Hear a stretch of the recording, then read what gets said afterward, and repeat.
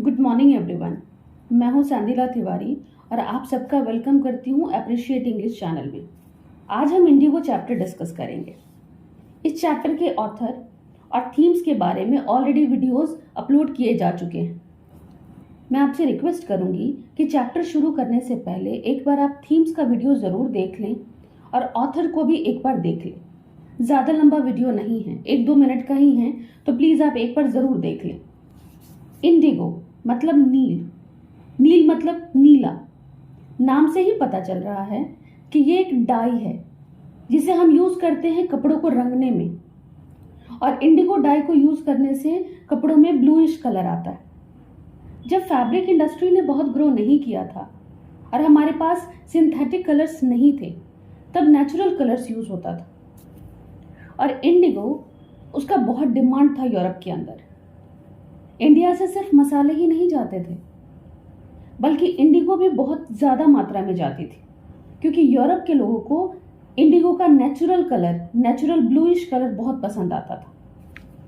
और क्योंकि यूरोप के अंदर इसका डिमांड बहुत ज़्यादा था, इसीलिए ब्रिटिशर्स ने इंडियंस को कंपेल किया, खासकर बंगाल प्रेसिडेंसी के अंदर, कि वो नील की खेती करें, वो इंडिगो उगाएं, और एक सिस्टम बना दिया जिसको हम 3 कठिया सिस्टम कहते हैं। 3 कठिया सिस्टम है कि 20 कट्ठा में से आपको 3 कट्ठा में इंडिगो उगाना होगा। इसे दूसरे शब्दों में समझें तो 20 में से 3 पार्ट पर इंडिगो उगाना है, और जो टोटल हार्वेस्ट होगा उसे रेंट के तौर पे अंग्रेजों को देना है। ये था 3 कठिया सिस्टम। और ये 3 कठिया सिस्टम एक कॉन्ट्रैक्ट के थ्रू पीजेंट्स के साथ जमींदार करते थे।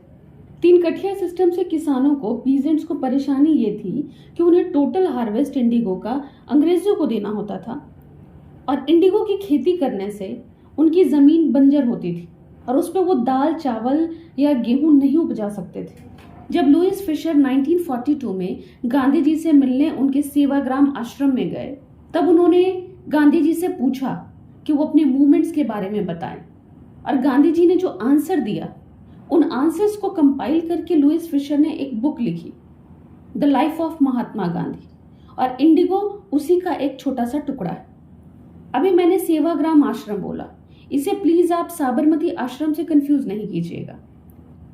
साबरमती आश्रम गुजरात के अंदर है और सेवाग्राम आश्रम महाराष्ट्र के वर्धा जिले के अंदर है।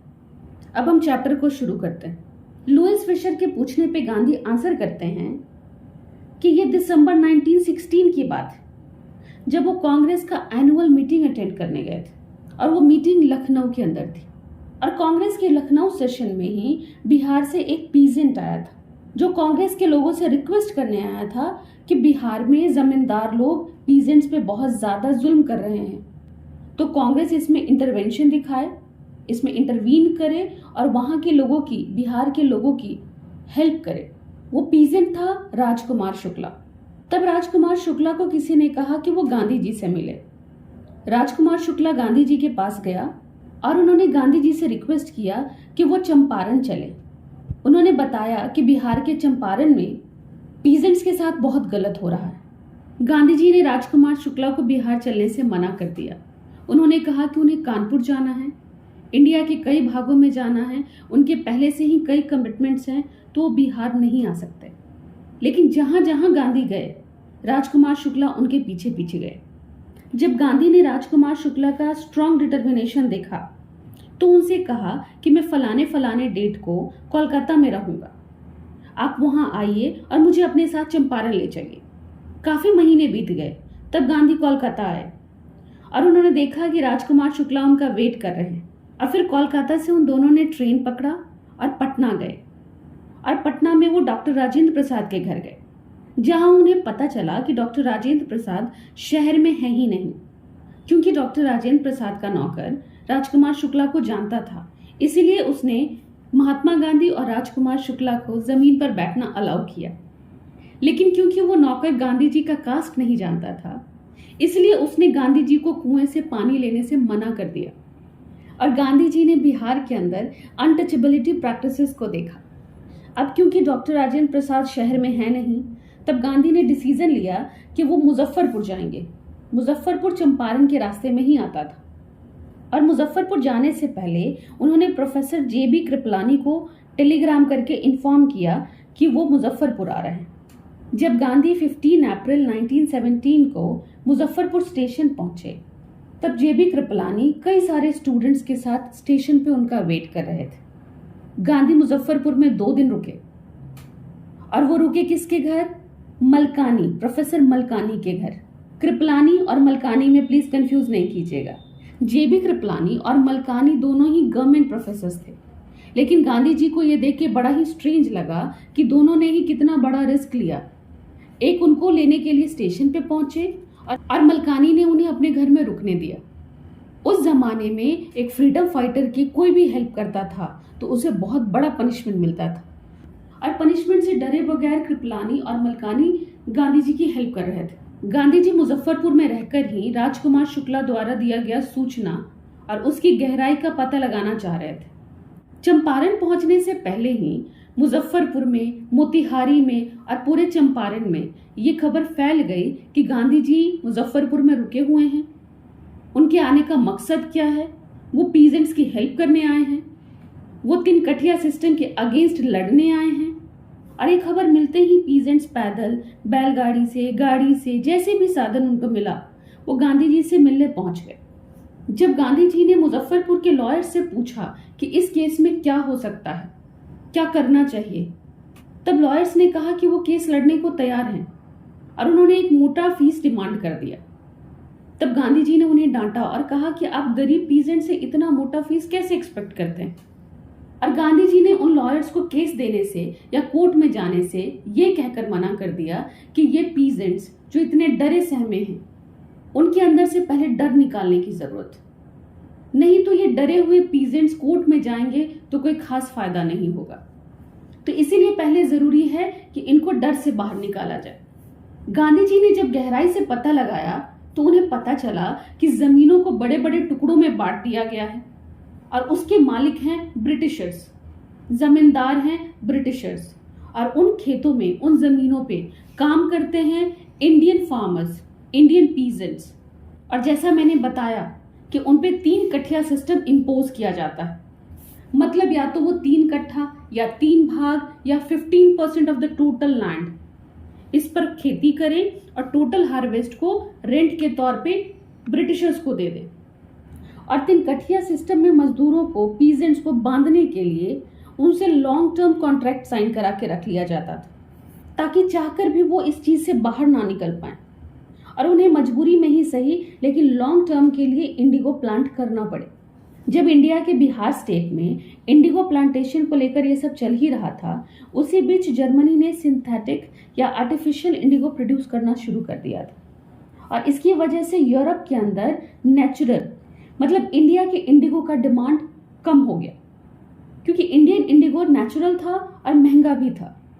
लेकिन जब जर्मनी ने आर्टिफिशियल प्रोड्यूस कर लिया तो इंडियन इंडिगो की डिमांड कम हुई, क्योंकि जर्मनी से प्रोड्यूस होने वाली इंडिगो सस्ती हुआ करती थी और इसीलिए ब्रिटिशर्स को अब इंडिगो प्लांटेशन में कोई खास फायदा नहीं दिख रहा था और वो चाहते थे कि जो लैंड उन्होंने एग्रीमेंट करके पीजेंट्स को दिया है, अब पीजेंट्स उस एग्रीमेंट को खुद ही तोड़ दे और उनको उनकी लैंड्स वापस कर दे।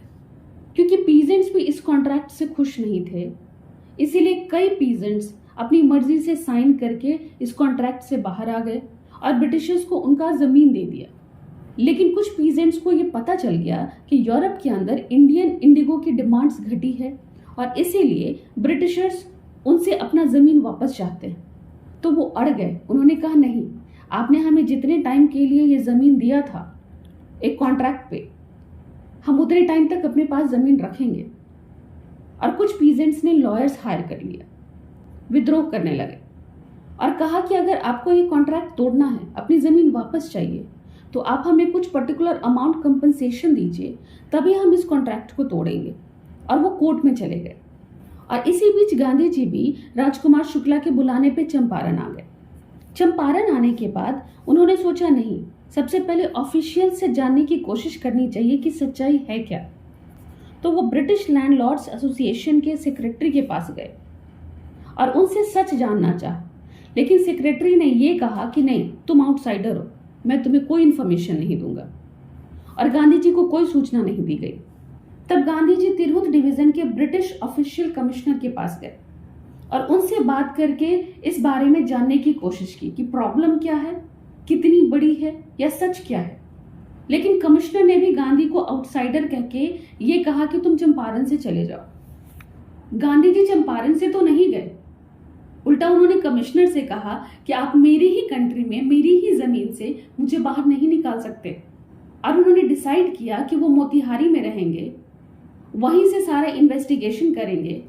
जब गांधी मोतिहारी टाउन में ही थे तभी उन्हें किसी ने बताया कि बगल के गांव में एक मजदूर के साथ, एक पीजेंट के साथ बदसलूकी की गई है, उसे मारा पीटा गया है, उसके साथ दुर्व्यवहार किया गया है। गांधी जी ने डिसाइड किया कि वो उस पीजेंट से मिलने जाएंगे और वो हाथी पर सवार होके उस पीजेंट से मिलने निकले। गांधी जी बहुत आगे भी नहीं बढ़े थे तभी पुलिस सुपरिटेंडेंट ने उन्हें रोका और ऑर्डर दिया कि आप मोतिहारी टाउन में वापस चले जाइए, आप उस गांव में मत जाइए। गांधी जी ने पुलिस सुपरिटेंडेंट की बात मान ली, वो उस गांव में नहीं गए और मोतिहारी टाउन वापस चले गए। अब गांधी जी को ऑर्डर दिया गया कि वो तुरंत चंपारण छोड़ दें, लेकिन गांधी जी ने उस ऑर्डर को मानने से इनकार कर दिया। गांधी पूरी रात नहीं सोए और उन्होंने डॉक्टर राजेंद्र प्रसाद को टेलीग्राम करके कहा कि वो इन्फ्लुएंशियल लीडर्स के साथ चंपारण पहुंचे। इस पूरे इंसिडेंट का रिपोर्ट बना के उन्होंने वायसराय को भेजा और साथ ही अपने आश्रम को भी इन्फॉर्म किया कि वो चंपारण में हैं, परिस्थितियां ऐसी हो रही हैं, और आश्रम को कुछ इंस्ट्रक्शंस दिए। 1917 में वो साबरमती आश्रम में रह रहे थे। 1936 में वो सेवाग्राम आश्रम में शिफ्ट हुए थे। इस बात का प्लीज ध्यान रखिए। अगले दिन जब पीजेंट्स को पता चला कि कोई महात्मा उनकी हेल्प करने आया है, उनको उनकी प्रॉब्लम से बाहर निकालने आया है और ब्रिटिश अथॉरिटीज उस महात्मा को परेशान कर रहे हैं, तब चंपारण के पीजेंट्स मोतिहारी में इकट्ठे हुए और ऐसा लग रहा था पूरा मोतिहारी काला हो गया है। काला क्यों हुआ है? क्योंकि पीजेंट्स का कलर काला था। एक मजदूर जो खेती करेगा, हल जोतेगा, उसका रंग काला ही होगा। पीजेंट्स ने पूरे टाउन को घेर लिया और पुलिस के लिए उस क्राउड को, उन पीजेंट्स को कंट्रोल करना टफ हो गया। उन्हें गांधी जी की हेल्प लेनी पड़ी और गांधी जी ने पीजेंट्स को समझाया कि वो वायलेंट ना हो। गांधी जी ने क्राउड कंट्रोल यानी पीजेंट्स को कंट्रोल करने में पुलिस की हेल्प की, क्योंकि गांधी जी ने चंपारण नहीं छोड़ा, वो चंपारण से बाहर नहीं गए, इसलिए उन्हें समन करके कोर्ट में पेश होने को कहा गया। जब वो कोर्ट में पेश हुए तो चारों तरफ से पीजेंट्स ने उस कोर्ट रूम को घेर रखा था। पुलिस ऑफिशियल्स, ब्रिटिश गवर्नमेंट इतनी ज्यादा फ्रस्ट्रेटेड और परेशान थी, कंफ्यूज थी कि उन्हें समझ नहीं आ रहा था कि वो आखिर क्या करें। तो इसीलिए उन्होंने ट्रायल को टालने का डिसीजन लिया। लेकिन गांधी जी ने इसका विरोध किया और उन्होंने कहा कि हाँ, मैं चंपारण से बाहर नहीं गया, मैंने अथॉरिटी की बात नहीं मानी, मतलब मैंने क्राइम किया है और ये क्राइम मैंने अपने लोगों के लिए किया है, मानवता के लिए किया है, अपने देश के लिए किया है, तो मुझे आप पनिश कीजिए, ट्रायल को कंटिन्यू रखिए, ट्रायल को टालिए नहीं। तब मजिस्ट्रेट ने ट्रायल का प्रोसेस शुरू किया और कहा कि वो 2 घंटे बाद सजा सुनाएगा, तब तक गांधी जी बेल ले लें, बेल अपील कर लें। गांधी जी ने बेल अपील करने से मना कर दिया। तब मजबूरी में मजिस्ट्रेट को बिना ट्रायल गांधी जी को छोड़ना पड़ा, क्योंकि गांधी जी चंपारण में थे और उन्हें अगर जेल में रखा गया, उनके अगेंस्ट कोई एक्शन लिया गया, तो पीजेंट्स वायलेंट प्रोटेस्ट करेंगे। इस डर से इस केस में कुछ नहीं किया गया और गांधी को बिना किसी ट्रायल, बिना किसी जजमेंट के फ्री रहने को कहा गया। चंपारण में हो रहे सारे इंसिडेंट्स का जब डॉक्टर राजेंद्र प्रसाद को पता चला तो वो ब्रिज किशोर बाबू, मौलाना मजरूल हक और भी कई इन्फ्लुएंशियल लीडर्स के साथ चंपारण पहुंच गए। इन लीडर्स से जब गांधी जी ने पूछा कि अगर मैं जेल चला गया तो आप लोग क्या करेंगे, तो इन लीडर्स ने कहा कि नहीं, हम तो बस आपको सलाह देने आए थे, हम लॉयर्स हैं तो हम आपको लीगल एडवाइस देने आए थे। अगर आप जेल चले गए तो हम भी अपने अपने जिलों में वापस चले जाएंगे, हम कुछ नहीं करेंगे। तब गांधी जी ने पूछा कि फिर इन पीजेंट्स का क्या होगा।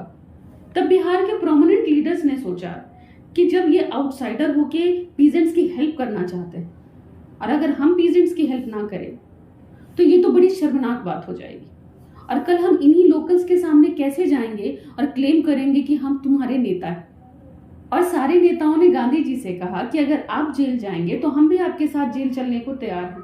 गांधी जी ने सब लीडर्स के साथ मिलकर ये प्लान किया कि अरेस्टिंग हमेशा पेयर्स में दी जाएगी, मतलब जोड़ों में दी जाएगी। एक साथ दो लीडर्स खुद को अरेस्ट करने के लिए तैयार होंगे और एक सीक्वेंस में सबका नाम लिखा गया कि पहले कौन से मिनिस्टर अरेस्टिंग देंगे।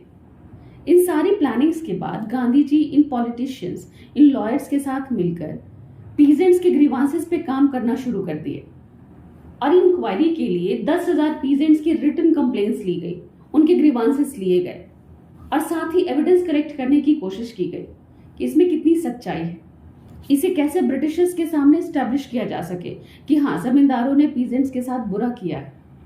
गांधी जी और उनकी टीम पूरे चंपारण से एविडेंसेस कलेक्ट कर रही थी, पीजेंट से मिल रहे थे और इस इंक्वायरी की वजह से पूरा चंपारण कांप रहा था। जगह जगह वायलेंट प्रोटेस्ट हो रहे थे और इन्हीं सब के बीच गांधी जी लेफ्टिनेंट गवर्नर से कई बार मिलते रहे। उन्होंने इंक्वायरी से रिलेटेड कई मीटिंग्स की और साथ ही उन्होंने बैकअप प्लान तैयार रखा कि अगर लेफ्टिनेंट गवर्नर या ब्रिटिशर्स धोखे से उनको अरेस्ट कर लेते हैं तब क्या होगा, तब ये मूवमेंट कमजोर नहीं पड़ना चाहिए, इसका भी उन्होंने एक बैकअप तैयार रखा।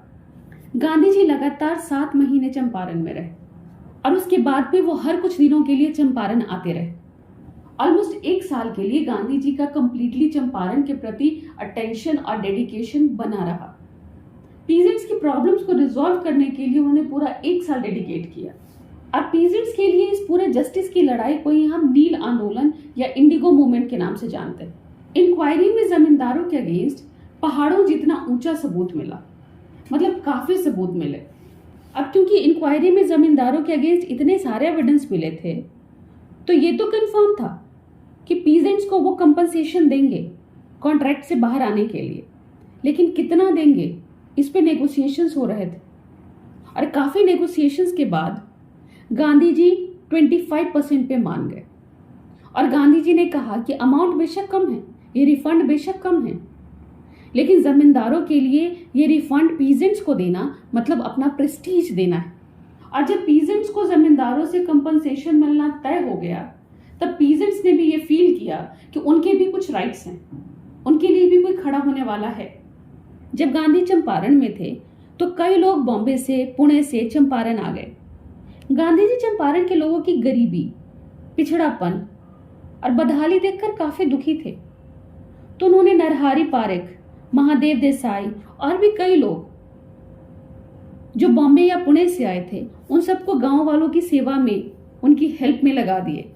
गांधी जी के सबसे छोटे बेटे देवदास और कस्तूरबा बाई भी काम पे लग गए।